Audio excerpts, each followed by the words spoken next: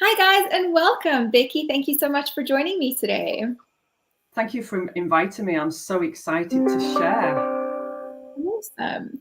So guys, today we are going to be chatting about the hoof posture connection.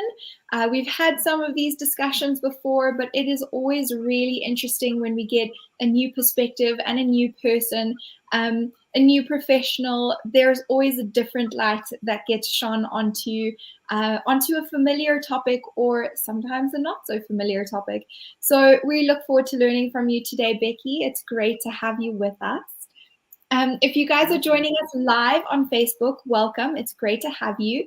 Please join the conversation. We're here to chat with you, so feel free to comment, ask questions, share your thoughts and experiences.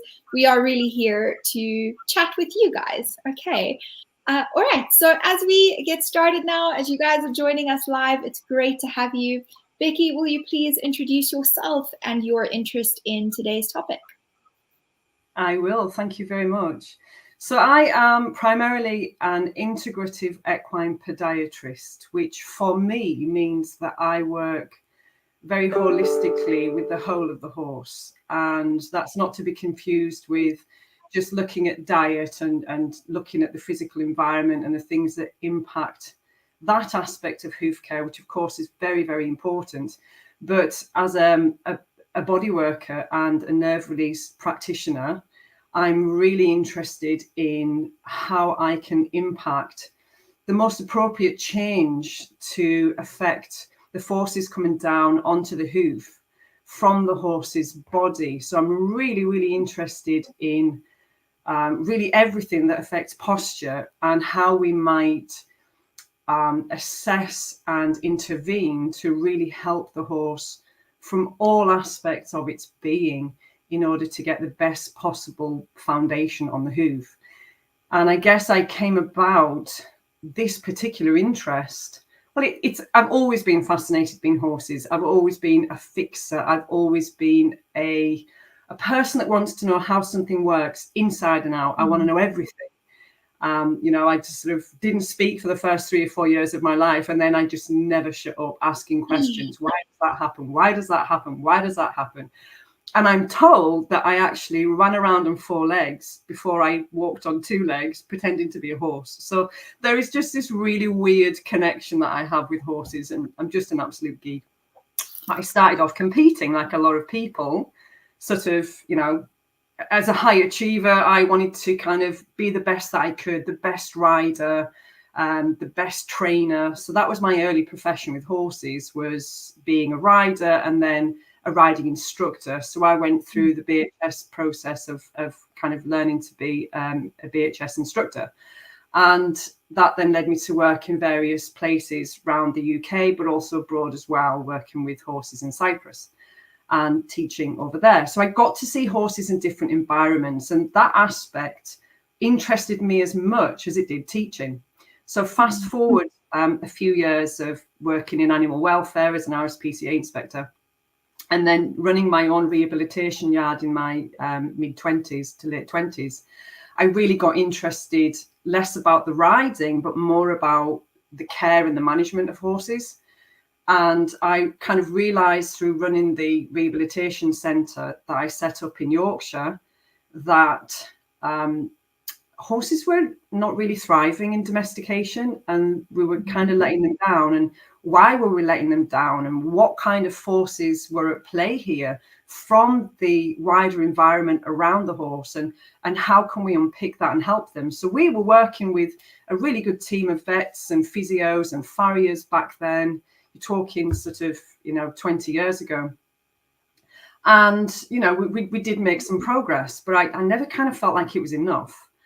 I then left that because of my own health challenges, which where things kind of diverted out for me. So I went through my own personal trauma and healing from that, and healing from my own physical challenges, which kind of opened my world up a little bit in terms of how a thing might heal and what influenced that. So I had quite physical challenges. I had chronic fatigue, I had IBS, I had lots of things going on. And and emotional trauma from things that happened not connected with horses or the industry in my teenage years. So I sort of went on a really deep dive on that. And at the same time, I trained to be an equine podiatrist. So 17, 16 years ago, I started that journey, and I was very lucky to meet someone called Fiona Varian, who is a very skilled equine therapist and equine podiatrist. And she helped me to really get a good grasp and a handle on the relationship between the foot and the horse. So right from the start of my career as an equine podiatrist, I found the very, very best therapists and vets and physios that I could work with and team up with as I traveled the country, helping horses from everything that I had learned on my own personal journey, which is never ending, by the way. It's just a continuous exploration into how we can thrive as human beings.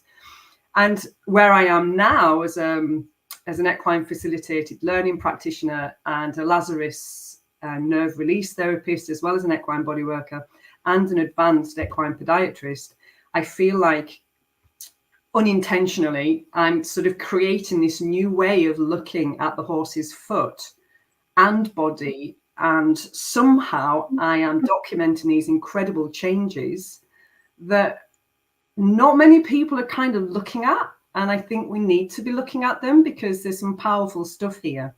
And that's because I'm a documenter. So I document the hooves, I document the posture. I've got thousands and thousands and thousands of pictures to look back on.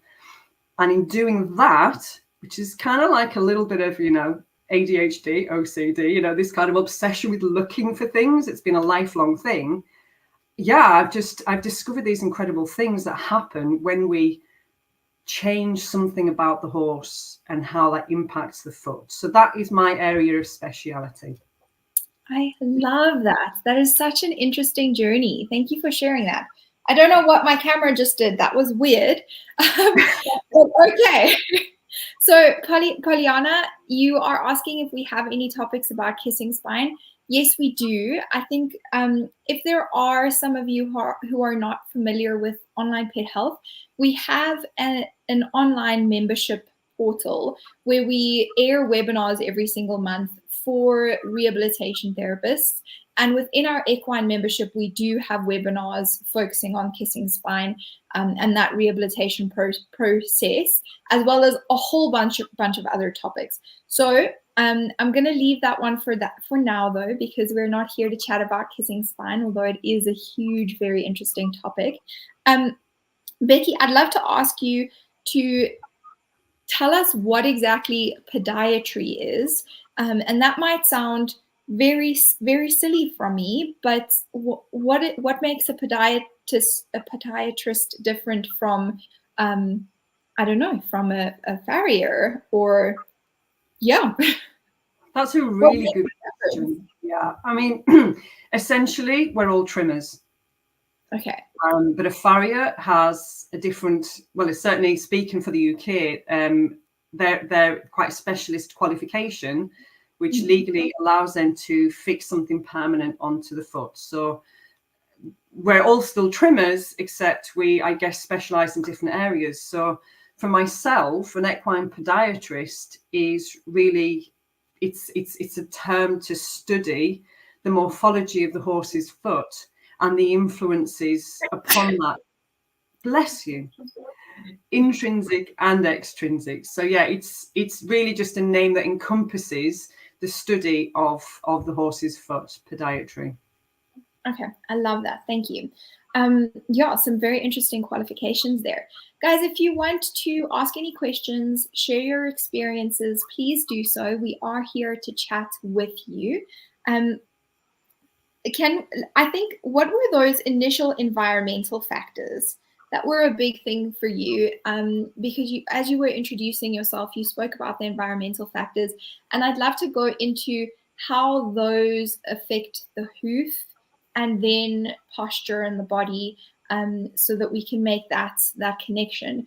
Because there are a lot of things in our environment that are disadvantageous to horses in domestication, and we often forget the impact that it has on their feet. Yeah, so what happens to the feet in certain environments? Gosh, I mean, environmental stimulus is a massive topical by itself, and it's a fantastic question. So as speaking again for myself as an integrative equine podiatrist, looking at the environment of the horse is such an important component of what I do for those things that you've just said and the influence that it has on the horse's foot. So for me, there's the physical environment. Basically, what is the horse stood on and what impact does that have? And that is very much determined by the morphology of the horse's foot. And by the morphology, I'm talking about the form and the function of that horse's foot. So what is its shape and how is it functioning? And for just to give you a really simple example, which is so pertinent in the UK at the moment because of all the mud.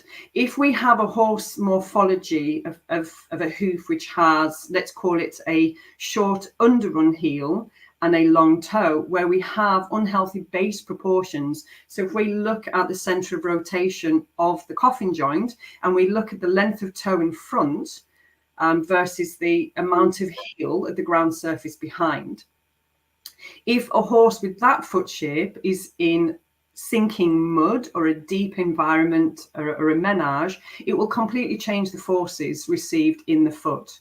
And that's likely to put more strain on the deep digital flexor tendon and the superficial digital flexor tendon.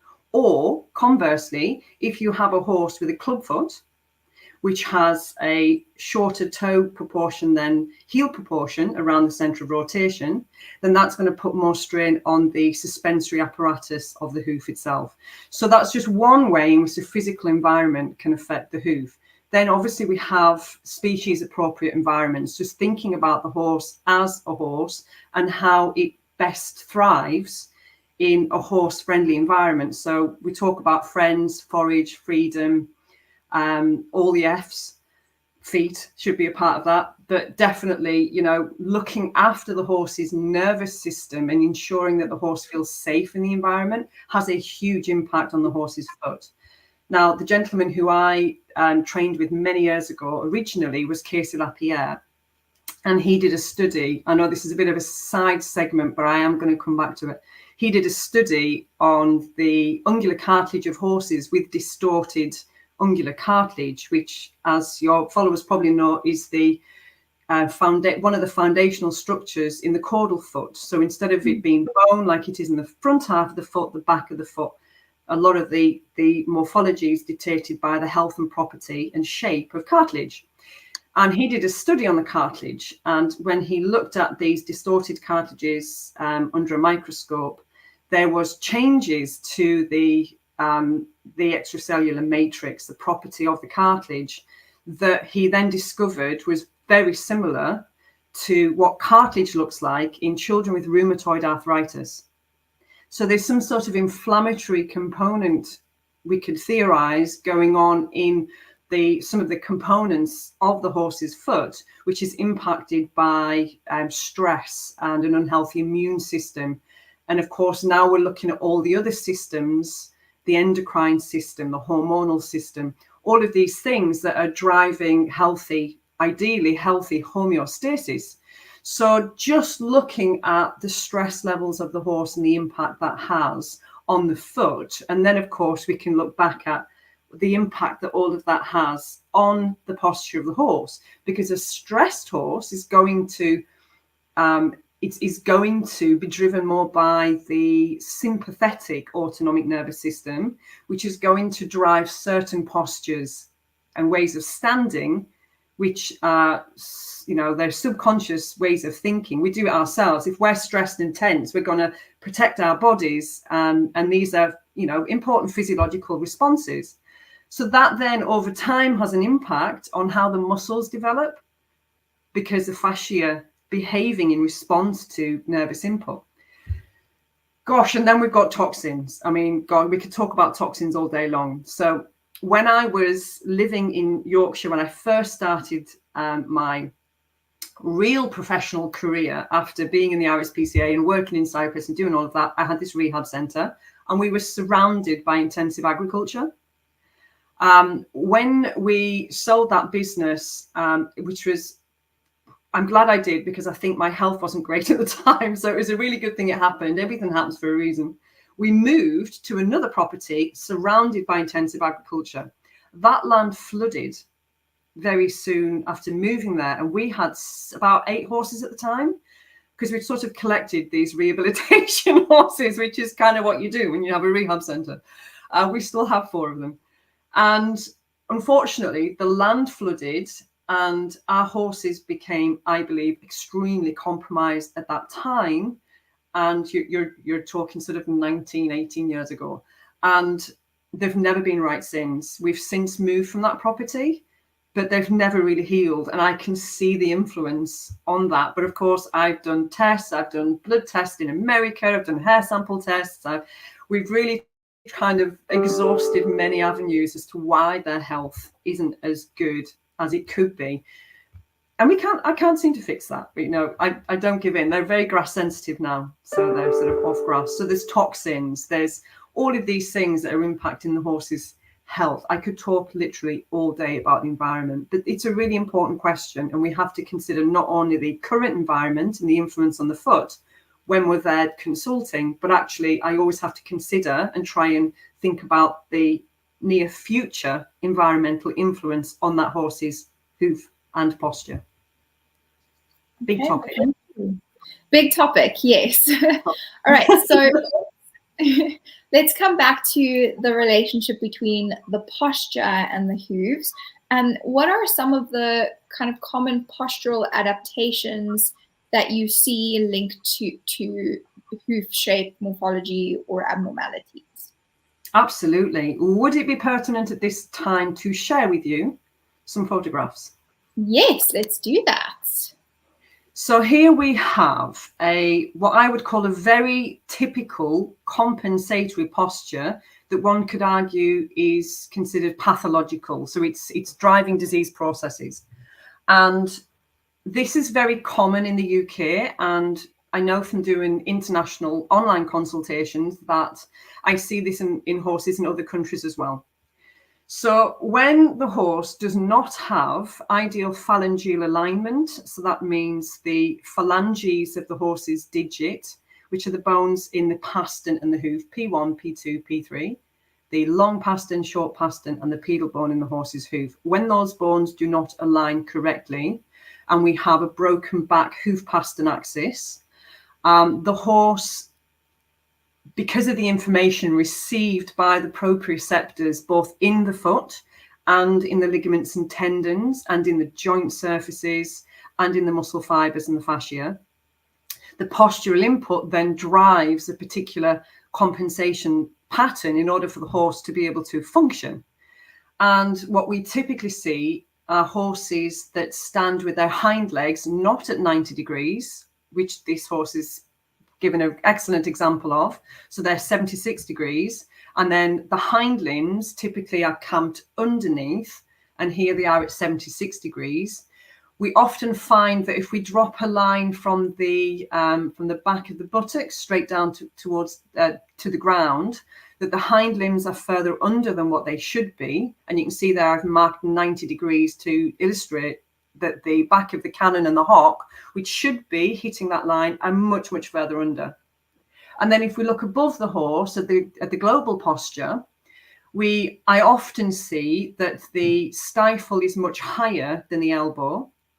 And then looking above that to the dorsal line of the horse, I typically see withers that are sometimes lower than the croup. In this horse, they're about, well, actually, yeah, the croup is slightly higher. And then we often see this sort of downhill posture with a downhill back and a downhill rib shelf and a very weak sort of dropped thoracic sling. So if we look at the sternum in this horse, it's actually lower down and forward than where it should be. So where the shoulder blades are interacting with the vertebra of the neck, we've now got an instance where those aren't communicating in the most ideal position. We have the diaphragm being pulled down, we have the heart being pulled down and forward, and basically the horse is running downhill and unfortunately now developing muscles to hold itself in that compensation. And I would theorize, again, I can't prove this, but a lot of this is coming from the hooves. And unfortunately, because of the chronic standing resting posture and the way that the horse moves, it now drives more pathology in the hoof because of how the hoof is now loaded from this position and how the hoof is worn. So horses like this typically have what we call hypertrophy, overdevelopment of certain muscle groups, typically the ventral neck, brachiocephalicus, sternocephalicus, very much a stress muscle response as well, like we were talking about earlier. Horses in chronic stress tend to stand in certain postures and develop certain muscles. And then there tends to be hypertrophy of iliopsoas group of muscles, the hamstrings and the gluteals. There tends to be a loss of muscle or a weakening of the muscle in the quadricep region. And this horse, I appreciate you can't tell because the colour of the horse and the position of the photograph, but they tend to have quite weak quadriceps. And that then leads to instability of the hocks and the stifles that then drives a different wear or load pattern on the feet. So for barefoot horses, this can be quite catastrophic and lead to quite serious medial lateral imbalances because they tend to overwear the outside of the hoof and walk with their toe turned out. And as they put their foot down, they rotate in as the hocks rotate out. And there is a lot of research being done now on posture and the relationship between lameness and pathology incidence and what we call the plantar P3 angle, which is the angle at which the pedal bone sits in relation to the ground in the hind feet. And there is an increased incidence of proximal suspensory desmopathy, hock and stifle lameness and pathology, as well as documented increased muscle pain. I would also hypothesize that this is also connected to kissing spines, SI issues, even so much as visceral issues, digestive complaints, ulcers, reproductive challenges, and so on, because of the impact that this development has on the overall health and functionality of the entire horse. I think it's always so interesting to me to make that connection with posture and the sympathetic nervous system and all the consequences of that. And you mentioned earlier that, that fascial pattern that builds and the muscles that become so tense when we are stressed and anxious, and it's exactly the same thing for them. And when you said that, I just thought, it's so often that the first sign that I have that I've been stressed and anxious is that my neck is sore. I don't notice that I'm stressed and anxious. I notice that I get these trigger points at the top of my neck, and then I'm like, oh, wait, you have been stressed. So it's the same thing for them, and I find that very interesting and valuable information, right? For so many years, I thought the brachiocephalicus is always high-toned and a little bit painful, and that's just always the case because every single horse we treat, the brachiocephalicus is a little bit tight and a little bit sore, but it isn't normal. And we don't have to accept it as normal just because that is the pattern that we continuously see. So I think that's very interesting. All right, so back to this image. So you've said that the hind hooves, you end up from this postural adaptation with that mediolateral imbalance, and then the hooves pointing outwards, and then you end up with a rotation during the stride.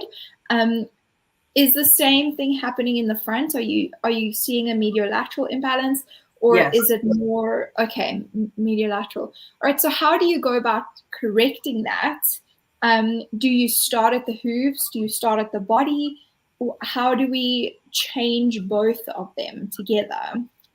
That's an excellent question. And I would say really it's determined by what exactly is going on with the individual horse and whether or not it's appropriate to release the compensation pattern in the body.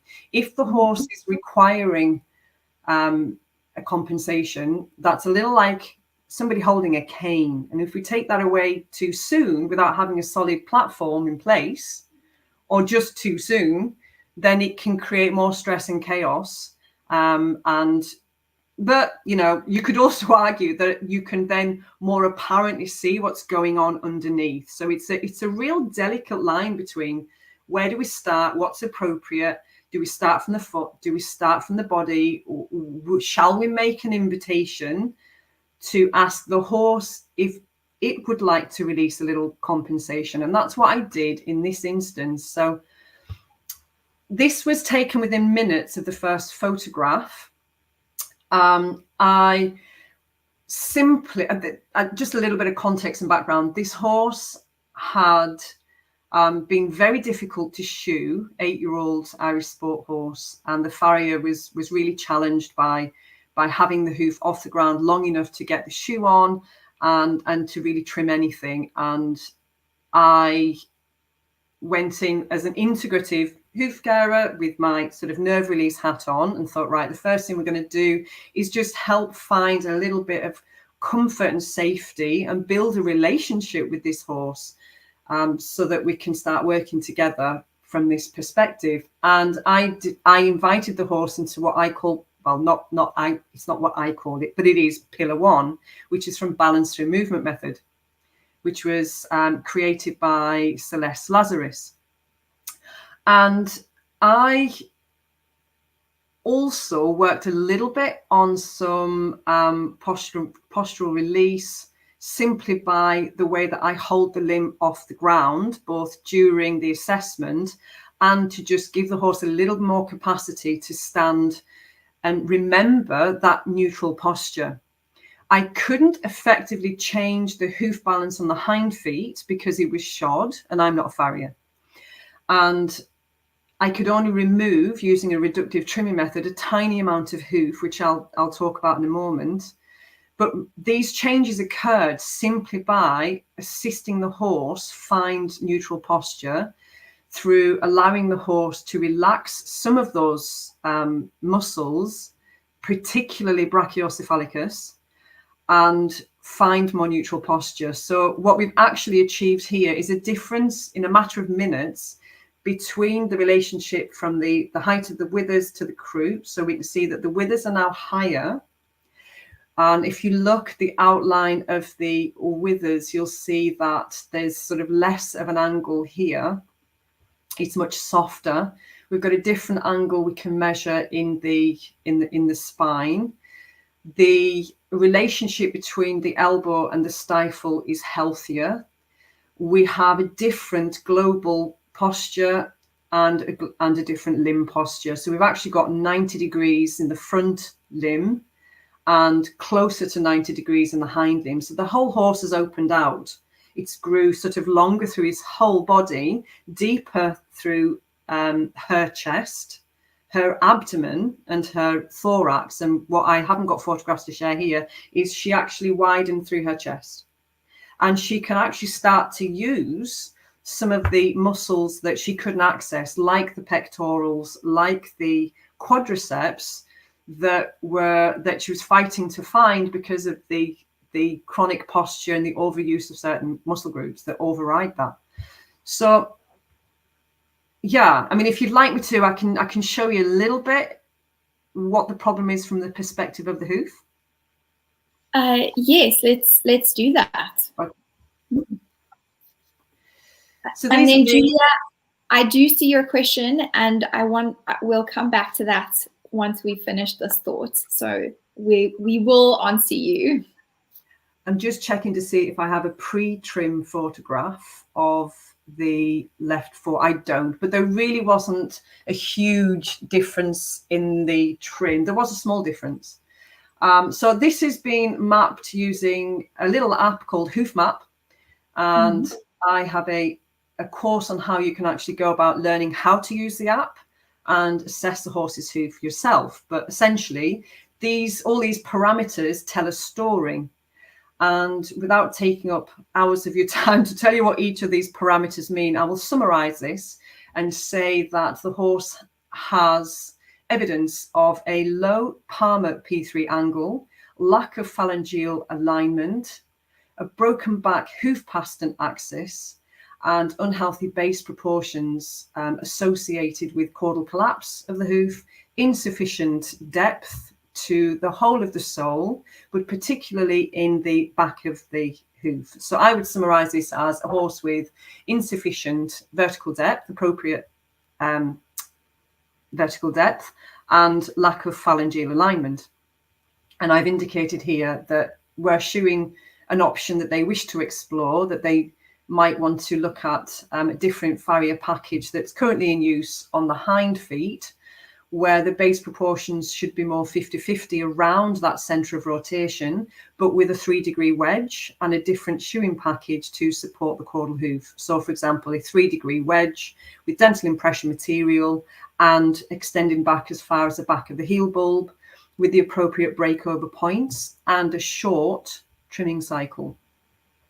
And this is the photograph that a lot of our followers get very excited about. So this is the same hoof, but I've mapped it using what modern farriery and podiatry science consider to be a healthy hoof. So this is based on not only published research from many different sources, all cross-referenced, and I do a lot of my knowledge on this to Yogi Sharp, the equine documentalist, because his whole passion is about bringing the science together and summarizing it. So I learned a lot from Yogi and a few other different very seasoned farriers and trimmers.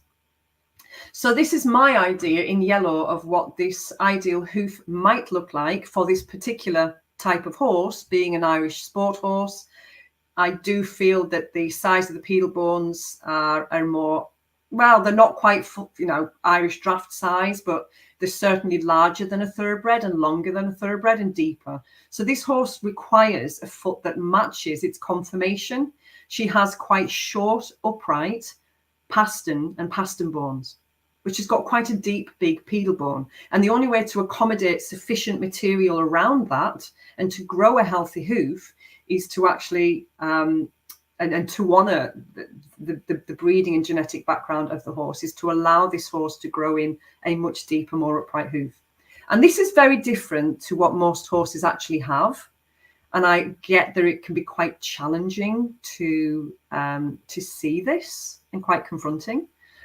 And I apologize for that, but this is where my knowledge, I'm 48, I've been kind of studying horses and hooves since, as long as I can remember. In fact, our farrier lived with us for a period of time. So I would just go to his smithy and just be watching and asking questions and looking at the hooves that he'd chopped off horses that he'd euthanized to do talks at the local riding club about laminitis. So, it's been a lifelong kind of, and I'm still trying to work it out.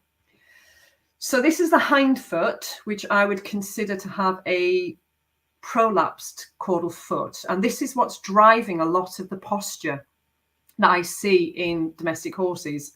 Yes, the front feet aren't fantastic in most horses, and they typically have insufficient hoof health to be ridden, in my opinion. But a lot of the problems that occur in the front end of the horse, I believe, stem from the hind end. And again, this is quite a common sort of look, not only to shod horses, but to barefoot horses. So I feel that a lot of horses are trimmed too short in the caudal foot, which sets up a wear pattern and a loading pattern that precipitates that hoof morphology. So all of these parameters are pointing to a very low plantar P3 angle and potentially a negative palmar angle. So there was a piece of study, for example, that came out that said that a coronet band angle, which is this angle here following the coronet band, which is 28 degrees, that horses with a 28-degree coronet band angle, 80% of them will have negative palmar angle, plantar P3 angle. I think 29 degrees is 90% of horses would have negative plantar angle. And it's important to note that because there is also bodies of research that indicate that there's an increased incidence of pathology and lameness associated with that in the hind end above the foot, whereas in the front foot, this sort of pathology and morphology tends to create lameness in the foot. And I think this is where one of the challenges lies, is that this isn't being seen as necessarily a problem because the lameness doesn't manifest in the foot, it manifests elsewhere. That is very interesting. Very interesting. Yeah. Sorry, yeah, finish. Yeah, so this is my understanding again of the modern science and the parameters which would indicate what a healthy morphology could be for this particular horse on this particular hoof. And again, there's a lot more depth to the foot. You'll see that I've added more depth to accommodate a healthy suspended pedal bone within this foot with sufficient sole depth and straight phalangeal alignment. And it looks very different to most horses. The right fore was kind of similar to the left fore. So this is what they look like before the trim. And I might have an after photograph. Oh yeah, so this is interesting. So this is a before photograph and markup. And I'm very, very diligent at how I mark up so that I can be accurate in my assessment. And there's a few things of interest here. In particular, I'd like you to look at the caudal foot. So can you see that the angle of where the heel touches the ground to the hairline is at 36 degrees? And also look at the relationship between the height of the hairline, which is, it's always 100 on the app. So we're looking at the ratio between the height of the heel versus the height of the toe at the top of the dorsal wall. In here, it's 1 to 3.1 or 100 to 310. There is some research by Sue Dyson to say that horses with a ratio of 3 to 1 have a greater incidence of lameness. So ideally, this is just, again, looking at one parameter to indicate where this horse may be at risk of lameness and pathology. So if we can hoof map early on and recognize a change or how it is and go, hang on, this horse is at risk of lameness, we can be proactive in saying we need to change something.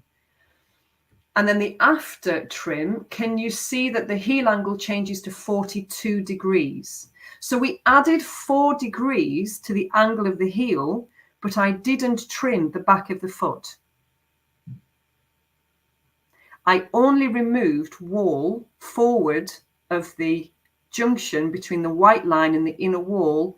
I basically rounded the toe because there was nothing else I could remove safely. But in rounding the toe and relieving tension, plus working with the horse's nervous system and presumably the autonomic nervous system to create this feeling of safety and relaxation, I believe has an impact on the fascia. The fascia is connecting to the underside of the pedal bone all the way up to the pole, and then obviously integrating into all the other fascial lines, because the horse, there is no end or start point in any tissue in the horse. It's a continuum. So when I trim in this manner, I've been able to document incredible changes in the whole of the back of the horse's foot through changing the horse's posture, through changing the fascia, simply by talking to the horse's nervous system to allow the healing to occur within the horse at the behest of the horse. So it's the horse's choice. It's an invitation. This isn't me doing to the horse in terms of therapy. This is the horse being invited to relax those muscles, which I feel has a more powerful effect on the whole horse. Sure, Becky, you've given us a lot to think about there. Definitely. So this comment here, unfortunately, collapsed caudal part of the hoof is so common, especially in the back, that people think it's normal. But common doesn't equal physiological. I think that is really important for us. And I think it's a huge part of our job actually is to change this perception of what normal is. so that it is back to normal. You know, having these tiny little hooves stuck in shoes that are just blocked off and underrun heels, and there's so much in terms of hooves that we're just skipping over completely and accepting as normal and okay. So thank you for that. And then Julia, let's quickly chat to you. So I trim my horses myself and took him barefoot nearly 10 years ago. Well done.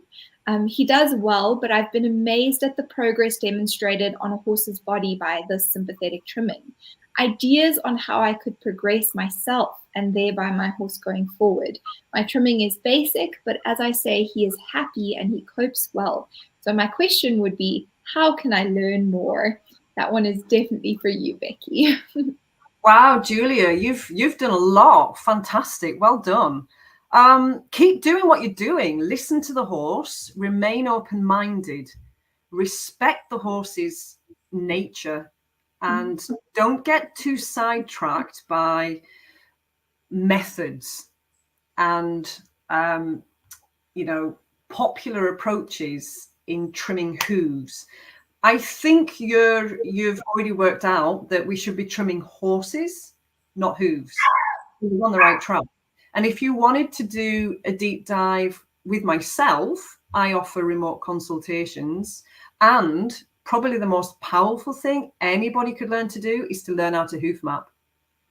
Because then you can track changes, you can help formulate a plan with your team.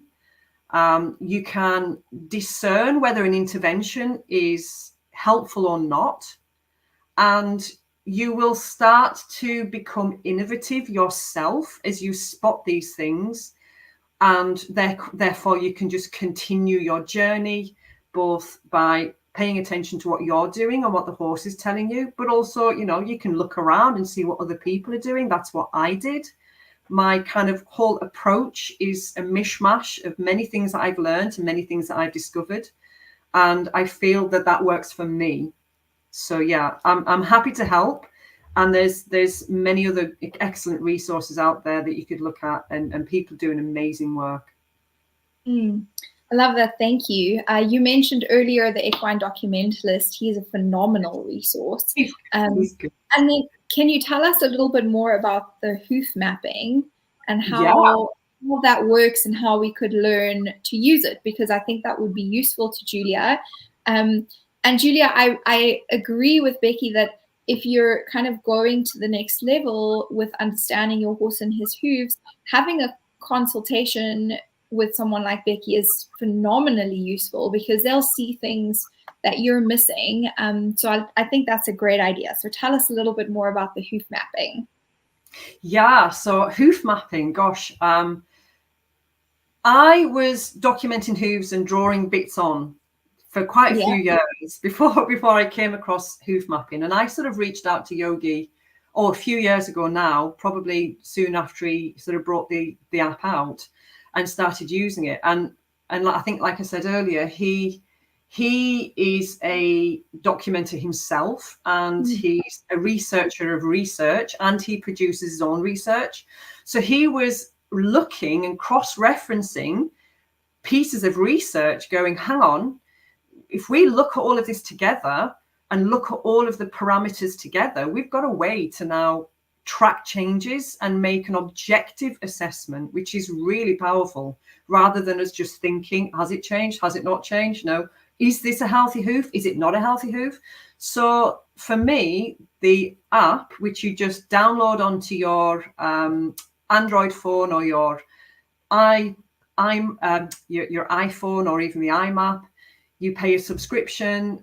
I can't remember exactly how it is, but there's levels of subscriptions, and you can try it free for a short amount of time, I think. And there's information about that on my course, which you'd think I'd remember, but I've forgotten how much it is. But essentially, there isn't any instructions on there on how to use it. I do believe Yogi has a couple of videos on the Hoof Map Facebook page.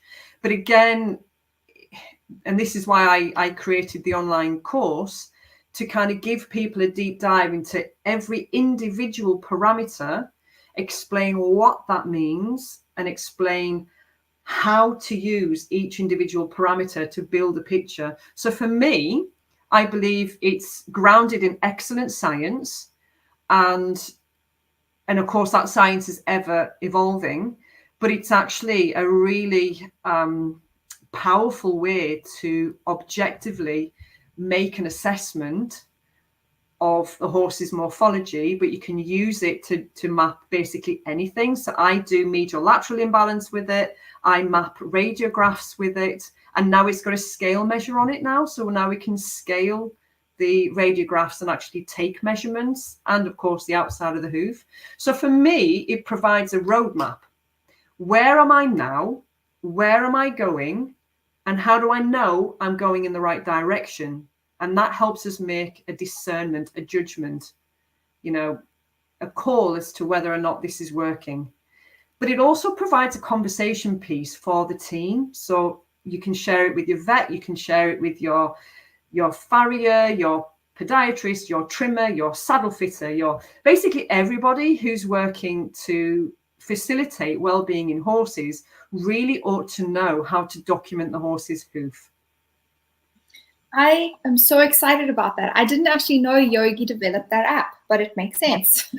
It makes perfect sense. It makes perfect sense knowing Yogi. So you've said a few things that I kind of want to tie together. First, Sue Dyson, you mentioned her research with the I think it was with the coronary band. Oh, it was the ratio that where you ratios, yeah. Okay. Yeah, I didn't know about that. So yeah. Sue has done I think she's made such a difference in our industry with the research that she's done. Yes. It's clinically applicable. It's valuable information. So I just want to give her a shout out. I know she's not listening, but Sue Dyson, thank you. Okay, thank you. And then you were talking about, how much is actually stemming, how much pathology is actually stemming from the hind hoof, right? Yes. Throughout the body. And then you spoke about fascia lines later. And I think it's really important for us to like mesh those things together, because when we realize that the fascial lines that run through the body, the dorsal line and the ventral line, they're coming from the hind hoof to the head and the tongue and the TMJ and the ears, and that connection from the hind hoof to the head is continuous. And so it makes complete sense if there's any imbalance in the hind hoof, if the posture, the stance posture of that hind hoof changes, we're going to have changes and breakdown somewhere on that chain. And when we don't recognize that connection, we miss a really big part of treating that. So the things I think you were spot on to say, like SI injury, hocks, high suspensory injuries, these are all stifles. These are all areas where the flag should go up for us to say, hey, what is my hoof balance looking like? What is that hind limb alignment doing? Because if we don't fix that, we're fighting a losing battle, injecting the hocks every 6 months. It isn't going to bring lasting change. So I love that you said that. Thank you. And I think those were the big ones that I really wanted to highlight. Was there what would you like to leave our listeners with? What is the thought that to you is important for them to hold on and to take forward? Trim horses, not hooves. I like that. Quite simply, trim horses, not hooves. We're all about, as a non-profit organisation, I'm all about promoting compassionate equestrianism. Mm-hmm. And if we start considering the horse as a whole being, and instead of compartmentalizing the parts down to the hoof or the back or the hocks or the teeth, start looking at how everything affects everything else, we can start to truly be proactive rather than reactive in our approach, and actually eventually do ourselves out of a job. Not everyone who wants to rehab horses ultimately doesn't want horses to be needing to be rehabbed, right? So wouldn't it be great if one day our job was done and we didn't have to rehab anything because we worked it out? We're helping horses be horses. So yeah, trim horses, not hooves. Okay, I love that. Thank you. And I think from my side, the thing that is sticking with me is we really have a responsibility to change the perception of normal. We need to. I feel like that's how we can really help the most horses, is when we change the idea of what normal is. The better we can understand that, the better we can share that, the better the change that we'll have. So on that note, I want to remind you guys that our Vet Rehab Summit is on the 31st of August. And this year we are talking about the ethical challenges that we face as rehab therapists. And there are many. And to me, this thing of what is normal and normalizing pathology is a big part of that.